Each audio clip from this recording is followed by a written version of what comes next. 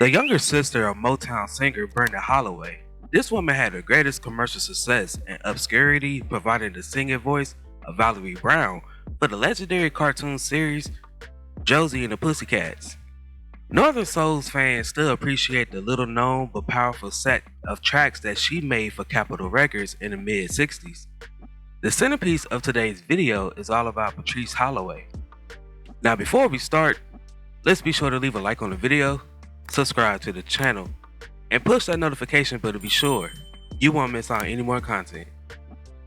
Now without further ado, let's cue that intro.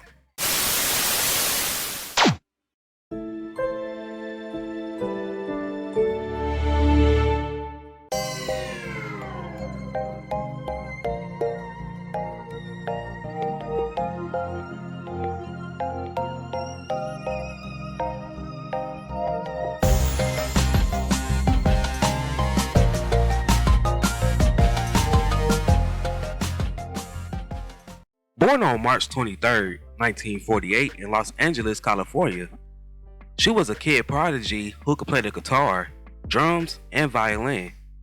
She was a mainstay in her church choir alongside her siblings Brenda and Wade. And as a teenager, she began penning her first songs, frequently with her sister. Holloway's debut song was a dance due to Del Viking for a small label named Taste.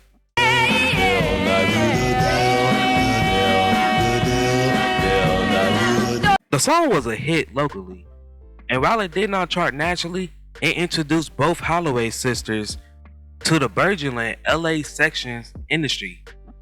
In the years that followed, they provided backup vocals for artists such as Johnny Rivers, Ike Turner, and Sam Cooke.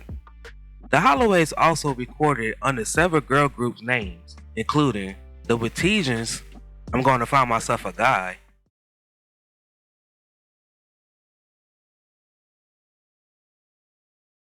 the 4Js, Will You Be My Love,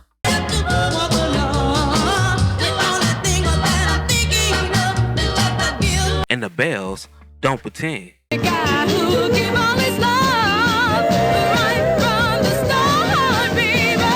After Brenda joined Motown in 1964, it had quick success with the crossover hit, the classic Every Little Bit Hurts. Patrice was invited to join the company. Her Stevie Wonder tribute song, Stevie, debuted on Motown sub-label VIP.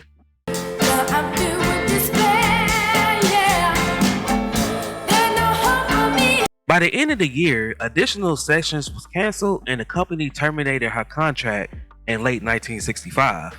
Holloway signed with Capitol Records in 1966 and collaborated with Billy and Gene Page, the brothers who produced and wrote her debut song, Stolen Hours.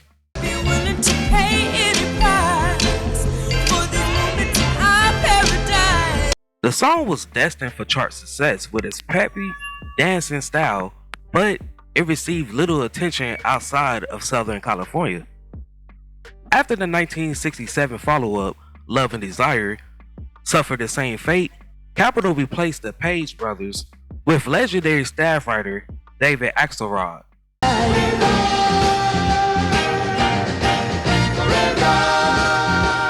Which resulted into the interracial romance, Stay With Your Own Kind.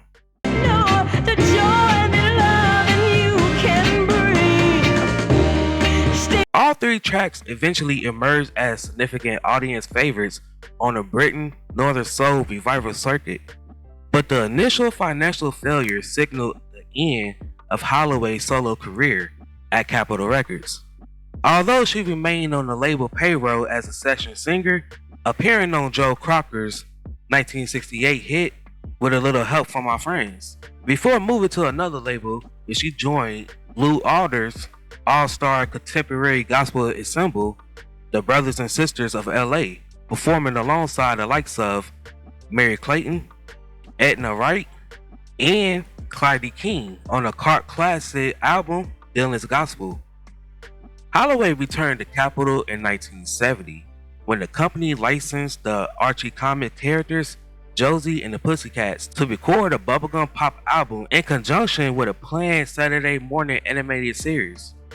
She created the first African American lead character in American television animation history by voicing trombone player Valerie.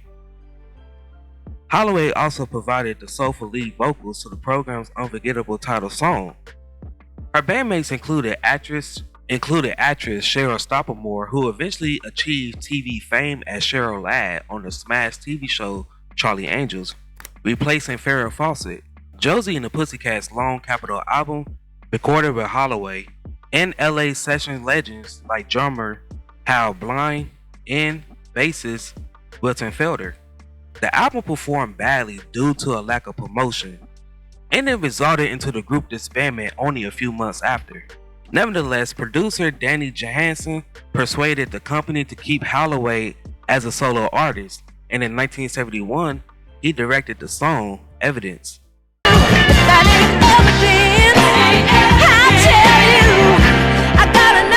Despite her involvement on the TV show Soul Train, the album did not achieve radio success, and its 1972 follow-up, Black Mother Goose, was never released beyond a promotional stage.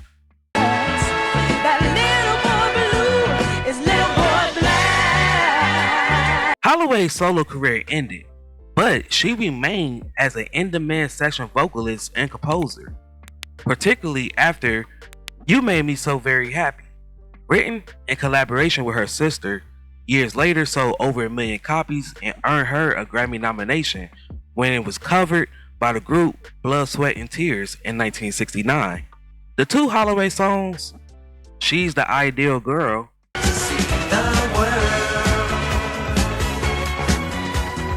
and Let's Go Back to Day One,